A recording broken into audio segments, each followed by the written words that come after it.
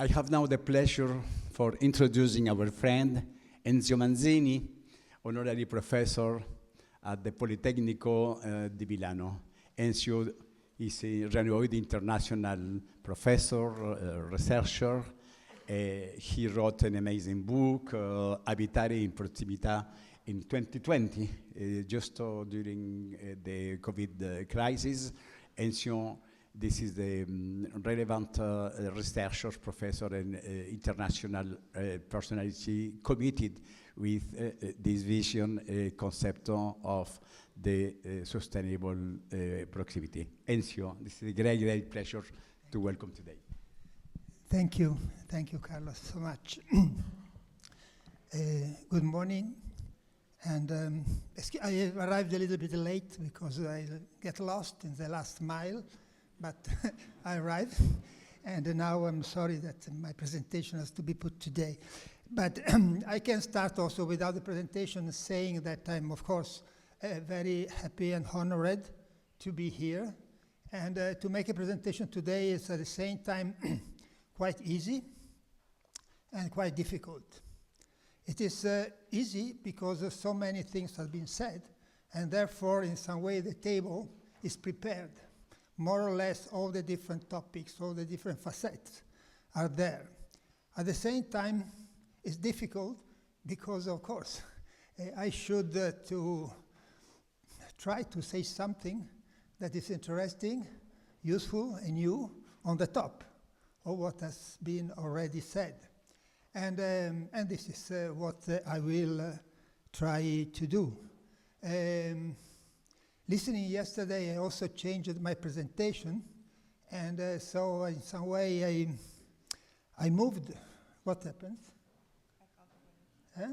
it. Huh? So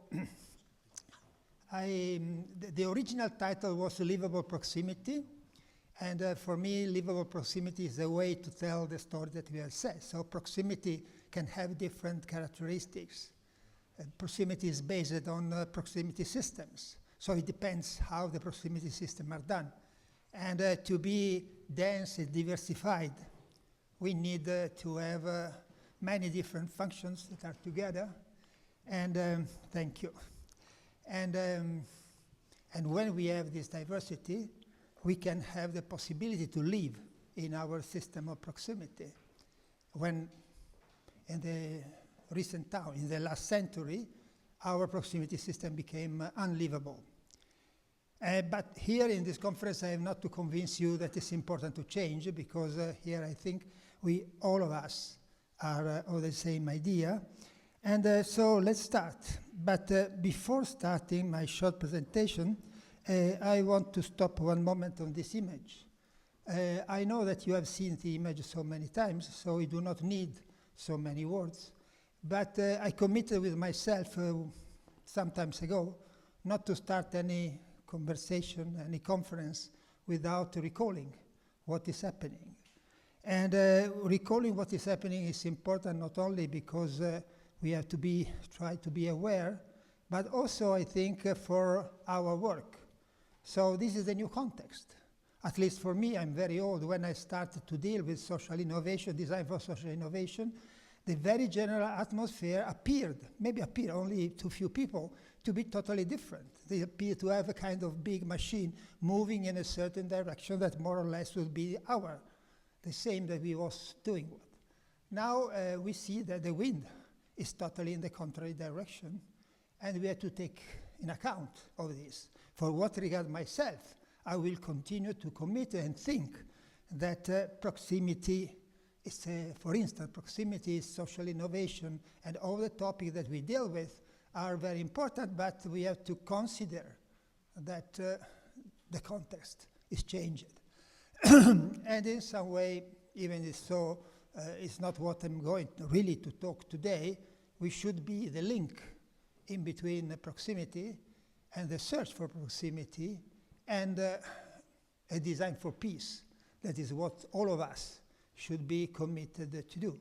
I think that there are some links, but they have to be discovered better. But now coming back in our conference, So in this conference, the good thing is that we have a kind of common ground that I felt very clearly, so I will not repeat, but starting from our friend, our master here, Carlos, that says it's not only an issue about doing a more effective city, it's an issue about having an ecologically correct and just society, ecological and just. And we have also had Gail that added, look, that at the end of the day, the people make some choice. And the people that make the choice have to find a beautiful place. So in some way, we reintroduce also the notion of beauty. That is not the beauty of some object in the space, but it's the beauty of the relationships. And I think, at least because maybe all of us, we should be committed to consider and to show is the new narrative should be the narrative of a beautiful city. And finally, but this is very important for us, the mayor said that whatever we have to do for proximity has to be really at the very atomic, molecular level.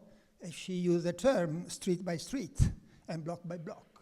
So I think that this three quote in some way create a little bit the frame in which we have to move. So I don't know if you can share, but in my view, we share this idea that the quality of the city, in my view, is not only the quality of the city, the quality of all the society and the territories in which society are embedded has to be seen from the molecular dimensions. This do not mean that we have to remain at the molecular dimension, because we have seen it, as we said, especially in the second round table yesterday, then the very molecular thing, what happened here and now, me with my body in this space, is also related to something that happened at the level of the city, at the level of the bio region, and at the global level. So to talk about proximity and to insist on the fact that we have to start from the local do not mean that we have to do only local things, because, well, as I said. So I think that this is something that we share, and therefore maybe our goal is to have an ecological, just, and also attractive, as Gail said, proximity system. Now, when we talk about these things, very often we go back to the past. So this is a beautiful painting that is very near where I live, so I'm very lucky because I live near Siena. And this is in Siena, it's called in Italian the buon governo, the good governance. And if you see the good governance for 600 centuries ago, it's exactly what we talk about. We see density, we see multifunctional spaces, we see in the same image the impossibility to separate the people from the places, the bricks from the bones, the bricks from the human being and the relationships. So it's exactly the same main definition of what is a livable proximity. But the difference, and this is the beginning, why we are here. At that time, they did not need to make a conference on proximity, because proximity was mandatory. There was no other possibility than to interact in the family, in the city, in the neighborhoods, and in the overall organization if you are not face-to-face. Of course, you could send messages, but it was so long. So at the end of the day, all the things related to daily life were there. So there was no other possibilities. And we know that this kind of proximity that we can call mandatory proximity. So you could not escape from that proximity. Now, if I jump, avoiding all the part in which we destroy that kind of, this kind of proximity has been destroyed by modernity, and we arrive to today, and we are talking about proximity, and it's a proximity by choice. This is why we are here, because we to make a choice and ask or help people to make a choice in this direction. And who makes the choice? So this is the issue that I would like to talk with you. So we say it's just proximity by choice. Who makes the choice? And the answer is, I think we all share, everybody. So everybody in their daily life consciously or not, very often non-consciously, make some choice that create certain condition that could be in the direction of the proximity that we like or not. And therefore, in some way, there is no one choice. There is no one silver bullet that can solve the issue of proximity. As somebody said yesterday, proximity cannot be done in 15 minutes. Okay, but not only cannot be done in 15 minutes, but cannot be done only by one very enlightened mind or one very enlightened team. It's the result of normally we say it's a merge. A merge means that it's a result of many different choices, different actions, but you cannot really say who is the one that takes the decision that has been the definitive one. Therefore, in some way, we can talk about a kind of result of a collective intelligence. This is very important to understand because it's intelligent and it's collective. And now we have to see how we navigate into the collective that all together generate this kind of intelligence. So, of course, the system is much more complex, but it could be enough complex if we focus only on two main poles: the citizens and their own organizations, and the government and the different branches in which it's organized. That when they act, the citizen can change the system, and we talk about social innovation, and on the other side, the public can take some decision and make some policies. So in some way, the two main elements of our story that generate the collective intelligence is the relationship between social innovation on one side and the public policies in the other side. And as it always happens in the complex system, you cannot say which one came before, because they are related with a double link. And we know now, after some years that we are working on this subject, that if you have only social innovation, for instance, I come from social innovation mostly, but you can have fantastic social innovation in the city, but if you don't have somebody that give a frame, this constellation of social innovation cannot change the overall system. So it's not enough to multiply the different initiatives to have different cities. But it's more than clear, at least for me, that also the vice versa is true, that if you do only policies, let's say, as normally we say from the top, deciding how things have to be done, you can also change some technical system, but afterward maybe the people do not come. And so in some way you are not really doing the proximity that is not only, as has been said today, yesterday, an infrastructure, but it's a way of living of people. This is why we need this double link, and the double link, we have to navigate in it. And if we have so many different ways to look forward social innovation, it's exactly because you cannot create a hierarchy. It's not an issue about the chicken and the egg. So you cannot say what came before. In some places, maybe it comes more before the public, but afterward, you have to do something at the level of social innovation. Some other cases, more on the social innovation, and afterwards, somebody has to make some intervention as a public. So now there is what is my proposal. Maybe it's not a proposal that will make you jump on your chair, but in any case, it's a little bit of contribution that I'm bringing today, is that when it has been said, but can people change? Can we in some way invite or support the idea, the culture of people, because we need it? Yes, we need a different narrative. And the core of the different narrative is about the role of the two main actors. Who are the public? What is the role of the public, and what is the role of the citizens? Now, I cannot go too much in detail, and you are expert, but we know that the public was there mainly to deliver traditional services. I am the service deliverer, and you are the user or the client sometimes. And the citizen has to pay the taxes and afterward wait to be served.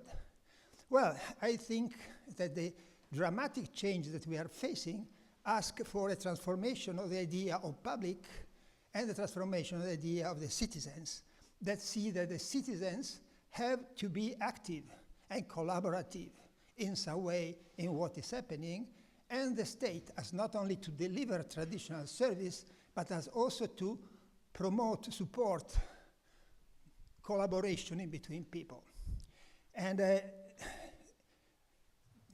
terminology that I use, is maybe also many other, is to talk about collaborative citizens, not only active, not only citizens that take choice in co-design process, but citizens that are part in the solution. As has been said, yesterday somebody said, we need that people become part of the solution.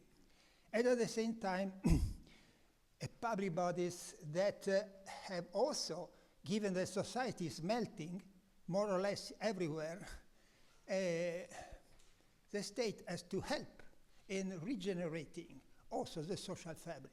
So a state that's more activist in the society in regenerating the social fabric, and the people that are active in try to solve in collaboration with the public some solution. And as maybe you understood, this is why I like to call it now collaborative proximity, because I think that this proximity has to be collaborative. You tell me when I'm finished my time. Eh? Well, 1 minute. Well, 1 minute is really very... In any case, yesterday I took some pictures and some sentence. This one, how to make people part of the solution, so has been collaborative proximity. This is very important. One of the difficulties is that all this story means to lose power by one side, how to share power with the others. And this is one of the difficulties that we have. And that proximity is strongly a political issue. So collaborative proximity is a collaboration based on proximity based on collaboration between citizens and public bodies. And but when we say that the public has to play a role, not only taking decision but making things happen, there are two main questions that appear. But how can we trust that those people that are voluntarily doing something will last in time? So consolidate what they are doing, and at the same time, how we can, in some way, go beyond the constellation of initiatives that we have seen until now that happen where there are social resources, and have this kind of idea also in the places where the social resources are scarcest. Because one of the critiques that are done to all our stories is that we are working for the ZTL, so for the center of the cities, where there are people with more time, more energy, more capability to be active. So what happens in the place where people do not have this kind of capabilities? So you have to tell me, I can stop, or yes? Yes. Okay, so I tell you only the title of what I wanted to say. I was proposing, and we can discuss later, 2 tools that I know better in Italy, but I think that they in some way exist. For the issue about time is how to consolidate the relationships between the city, in the case of the city, but in the case of the public body and the organized citizen, that in Italy is called the Pact of Collaboration with Citizens. This is one of the best regulations that has been appeared in Italy since 10 years, and try to establish relationships in the name of subsidiarity, horizontal subsidiarity. So the state takes some commitment, the people, the citizen take another commitment, and you stabilize in some way the relationships. This one in Italy, since we had this normative, it changed a lot. There are hundreds and hundreds of cases, small or big, that have tried, they are doing, practicing this kind of pact in between, formalized pact in between the citizens and the second one is how to spread it.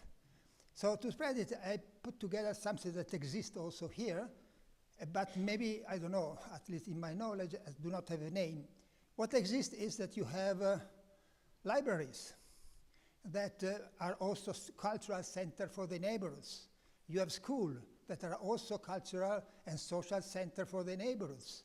You have an office of a social welfare that become the place where people organize themselves.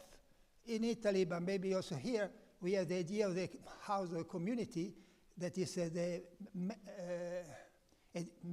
medical care that should organize on the territory the possibility to create community of care. So if you put all together, and also yesterday, I'm looking to my friend, she was mentioning people that are collaborative living, and afterward they start to organize something in the territory. So all this happen, one in the parallel to the others, but they have something in common. All of them are service that instead of simply delivering a service, they also deliver the possibility to organize a part of the society.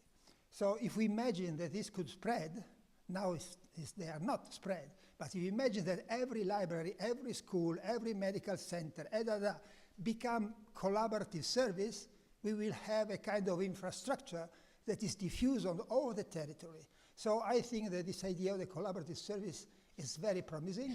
And with this, as I promised, I finish. Thank you.